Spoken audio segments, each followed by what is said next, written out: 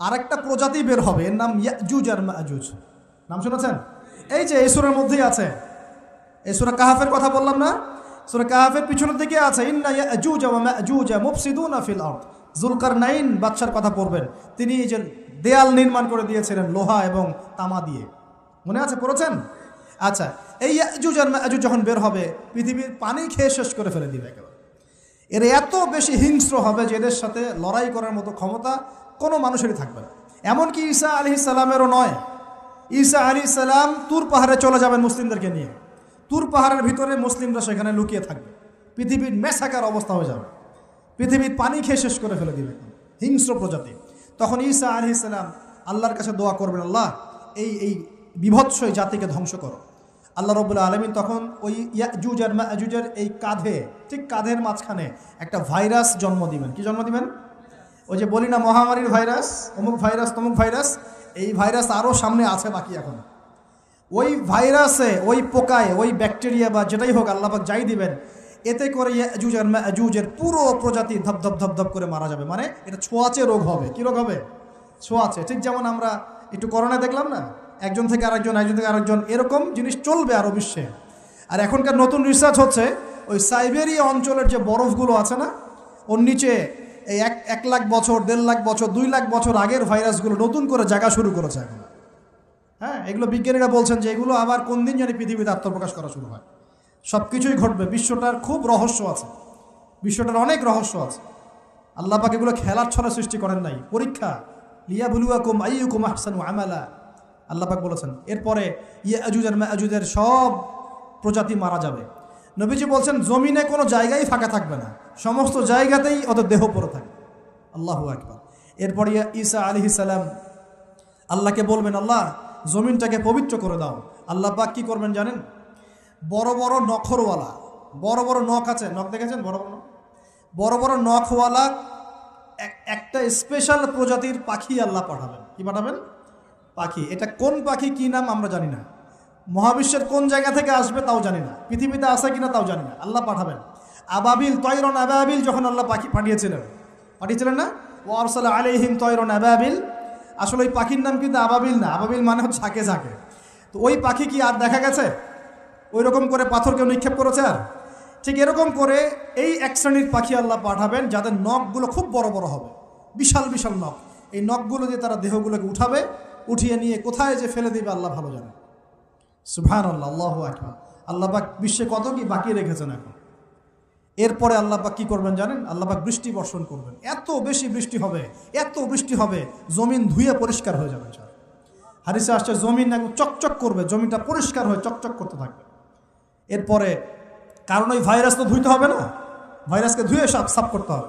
তারপরে ঈসা আলাইহিস সালামের সময়ে বলা হচ্ছে, তার সময়ে একটা ডালিম দেখেছেন কিনা? আনার ডালিম। এই ডালিমের যে খোসা হয় না, এই ডালিমের খোসার নিচে একটা পুরো পরিবার আশ্রয় নিতে পারবে। কি বুঝলেন? এত বড় বড় ফল হবে, এত বরকত হবে জমিনের মধ্যে। কখন বরকত হয়? যখন একটা জনপদের অধিবাসীরা আল্লাহর সামনে আত্মসমর্পণ করে, তখন আল্লাহ বরকত দেন। আমরা কি আত্মসমর্পণ করছি? এই জন্যই তো অর্থনৈতিক মন্দা চলছে। এমনি নাকি? সুদ খাচ্ছেন, দিব্যি ঘুষ খাচ্ছেন, দুর্নীতি করছেন, জেনা করছেন, মানুষের সম্পদ আত্মসাৎ করছেন, মাপে কম দিচ্ছেন, আবার নামাজও পড়ছেন, মাশাআল্লাহ। তো বরকত কোত্থেকে আসবে? তো বরকত কখন আসে? যখন একটা কম আল্লাহর সামনে সম্পূর্ণ আত্মসমর্পণ করে। একটা ডালিম হবে, এটা রূপকথা নয়, এগুলা গাল গল্প বলছি না। এই প্রতিটা কথা আল্লাহ পাকের ওহী থেকে আসছে, এর একটা কথা মিথ্যা হবে না ইনশাআল্লাহ তাআলা। বিশ্ববাসীরা দেখবে একটা ডালিমের নিচে একটা পরিবার আশ্রয় নিতে পারবে।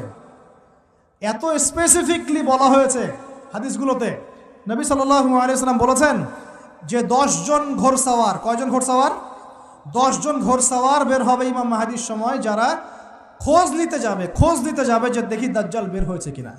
ঘোড়ায় করে খোঁজ নিতে যাবে, দেখি দাজ্জাল বের হয়েছে কিনা। ওই 10, নবীজি বলছেন আমি ওই 10 জনের নামও জানি, ওদের বাবার নামও জানি। সুবহান। এত স্পেসিফিক জ্ঞান দেওয়া হয়েছে আল্লাহর পক্ষ থেকে নবী সাল্লাল্লাহু আলাইহি ওয়াসাল্লামকে। তার হাদিস থেকে বলছি, ডালিমের নিচে পরিবার আশ্রয় নিতে পারবে।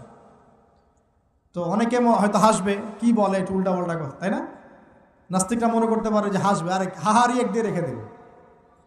এখন মানুষ ফেসবুকের মতো চিন্তা করে, ফেসবুকের মতো হাসে, ফেসবুকের মতো কাঁদে, মানুষ এখন রোবোটিক হয়ে গেছে, ঠিক আছে? আচ্ছা, তো এরপর কি?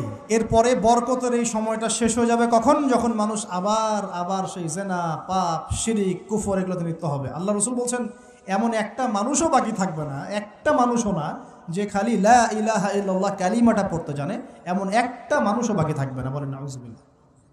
ওরা হবে এই পৃথিবীর সবচেয়ে নিকৃষ্ট মানুষ। ওদের চেয়ে নিকৃষ্ট কোনো মানুষ এই পৃথিবীতে হবে না। এখনও কি এরকম সময় আসে নাই? এখন কি লা ইলাহা ইল্লাল্লাহ আছে না? পূর্ণাঙ্গ প্রয়োগটা নাই, কিন্তু কালিমা তো আছে কি না? তখন নবীজি বলছেন এমন একটা যুগ আসবে যে লা ইলাহা ইল্লাল্লাহ বলার মতো একটা মানুষ খুঁজে পাওয়া যাবে না। আর মানুষ রাস্তাঘাটে কুকুরের মতো জেনা করবে। রাস্তাঘাটে কুকুর যেমন সঙ্গম করে না রাস্তাঘাটে, ওই রকম করে মানুষ রাস্তাঘাটে জেনা করবে। ওই সময়ে আল্লাহ রাব্বুল আলামিন পশ্চিম দিক থেকে সূর্য উঠাবেন। কোন দিক থেকে? সূর্য সত্যি সত্যি পশ্চিম দিকে উঠবে। পৃথিবী একদিকে ঘুরছে না এখন? কে জানে আল্লাহ পাক পৃথিবীর ঘূর্ণন থামিয়ে উল্টা দিকে ঘোরাতে পারেন না? অবশ্যই পারেন। আল্লাহ পাকের জন্য এটা খালি বলা কুন ফায়াকুন, হও হয়ে যাও, ব্যাস। পুরো বিশ্বের বড় বড় ডিপার্টমেন্টগুলো কারা নিয়ন্ত্রণ করছে? আমরা নিয়ন্ত্রণ করছি? জি না। এমনকি খ্রিস্টানরাও নিয়ন্ত্রণ করছে না, বরং ওরাই নিয়ন্ত্রণ করছে। আপনাকে গভীরে ঢুকতে হবে তো। তার মানে সে আত্মপ্রকাশ না করলেও তার অনুসারীরা তো মাশাআল্লাহ শক্তিশালী হয়ে গেছে কি না? তার মানে সময় কাছে না দূরে? কাছে। এটা বোঝার জন্য কি ভবিষ্যৎবাণী করা লাগে? গণক হওয়া লাগে? জ্যোতিষী হওয়া লাগে? এটা বোঝার জন্য কোরআন সুন্নাহর সাথে শেষ জামানা স্টাডি করলেই হয়। Economics, world affairs, history study করলেই বুঝতে পারেন। হৃদয়ের চোখ খুলে যাবে ইনশাআল্লাহ তাআলা। আল্লাহ পাক বোঝার তৌফিক দান করুন। এখন সে বের হয়ে বিশ্বটাকে শাসন করবে ঠিকই, কিন্তু তার সাথে লড়াই করার ক্ষমতা ওই সময় মুসলিমদের থাকবে না। তখন আল্লাহ পাক পাঠাবেন ওই যে সত্যিকারের মাসিহ ঈসা আলাইহিস সালাম। কাকে পাঠাবেন? তিনি নামবেন সিরিয়ায়। কোন দেশে? সিরিয়ার দামেশকে তিনি নামবেন দুজন ফেরেশতার কাঁধে ভর দিয়ে। তখন তার চুলগুলো দিয়ে টপ টপ করে মুক্তার মতো পানি ঝরতে থাকবে, এমনটা হাদিসে বলা হয়েছে। সুবহানাল্লাহ, সুবহানাল্লাহ। এত স্পেসিফিকলি হাদিসে বলা হয়েছে এটা হবে, এইটা হবে, ওইটা হবে, একদম স্পেসিফিকলি। তারপরে ঈসা আলাইহিস সালাম তিনি যখন ওই মুসলিমদেরকে পেয়ে যাবেন, তাকে ইমামতি করতে বলা হবে। ঈসা আলাইহিস সালাম বলবেন, না, আমি ইমামতি করতে পারবো না। ইমামতি এই উম্মতের জন্যই করা হয়েছে। বলেন সুবহানাল্লাহ। আমাদের ইমাম ইমামতি করবেন, তিনি পিছনে মুক্তাদি হবেন। একজন নবী মুক্তাদি হবেন আর ইমাম ইমামতি করবে, চিন্তা করতে পারেন? এরপর নামাজ শেষ হওয়ার পরে বলবেন তিনি দরজা খুলে দাও, দরজা খুলে দাও। এটার ব্যাখ্যা আমার কাছে মনে হয় হয়তোবা তখন অবরোধ থাকবে, অবরোধটাকে তিনি ভেঙে দিতে বলবেন হয়তোবা, আল্লাহ ভালো জানেন। দরজা খুলে দাও এর ব্যাখ্যা কী হতে পারে? কিসের দরজা খুলে দাও?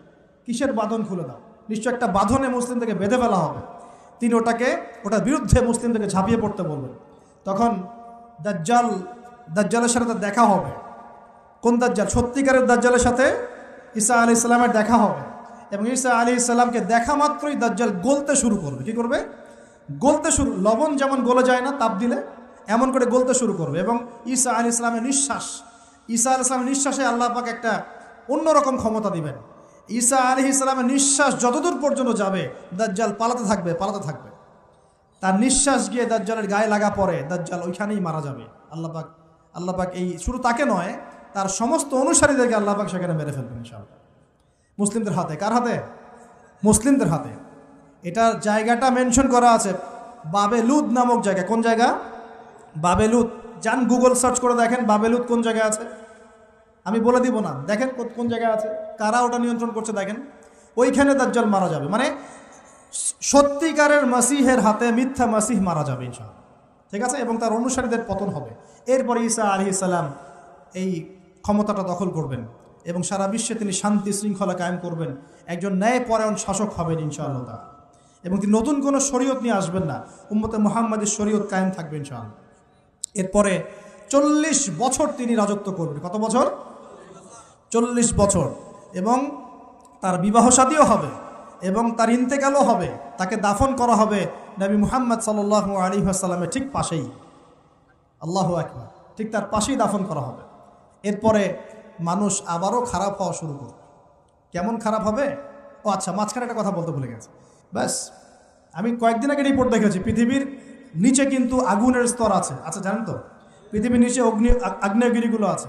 পৃথিবীর ভিতরেও একটা ঘূর্ণন হয়, সেই ঘূর্ণনের দিক পরিবর্তন হচ্ছে দিন দিন, এমনটা রিপোর্ট এসেছে। দেখেন, আপনি ইন্টারনেট ঘাটাঘাটি করেন।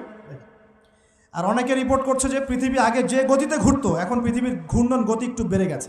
দেখেন রিপোর্ট দেখেন, ঘূর্ণন গতি বেড়ে যাওয়ার মানে হচ্ছে টাইম দ্রুত পাস করবে। আর শেষ জামানার হাদিস এটাও আছে, সময় দ্রুত পাস করবে, আছে না? এটা হাদিস আসছে। তো প্রিয় ভাইরা, এই সময়ে মানুষ খারাপ হওয়া শুরু করার পরে এমন খারাপ হবে, আল্লাহর নাম নেওয়ার মতো কোনো মানুষ থাকবে না, আল্লাহ আল্লাহ বলার মতো কোনো মানুষ থাকবে না। তখন পশ্চিম দিক থেকে সূর্য উঠবে। কিভাবে কিয়ামত হবে? নবীজি বলছেন, একজন ব্যক্তি পানি খাওয়ার জন্যে পাত্রটাকে মুখের সামনে নিবে, পানি গিলতে পারবে না, কিয়ামত হয়ে যাবে। নাউযুবিল্লাহ।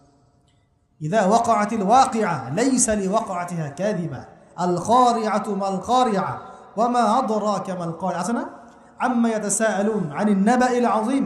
কত সূরা আছে কিয়ামত সংক্রান্ত, পড়ে দেখেন। ইযা যুলজিলাতিল আরদু জিলজালাহা ওয়া আখরাজাতিল আরদু আথকালাহা ইযা শামসু কুওয়িরাত ওয়া ইযা নুজুমু কাদারাত। এই সূরাগুলো পড়ে দেখেন। আম্মা পাড়ার শেষ পাড়াটা, যেটা 30তম পাড়া, এর সূরাগুলো পড়ে দেখেন। কিয়ামত চোখে দেখতে পারবেন ইনশাআল্লাহ।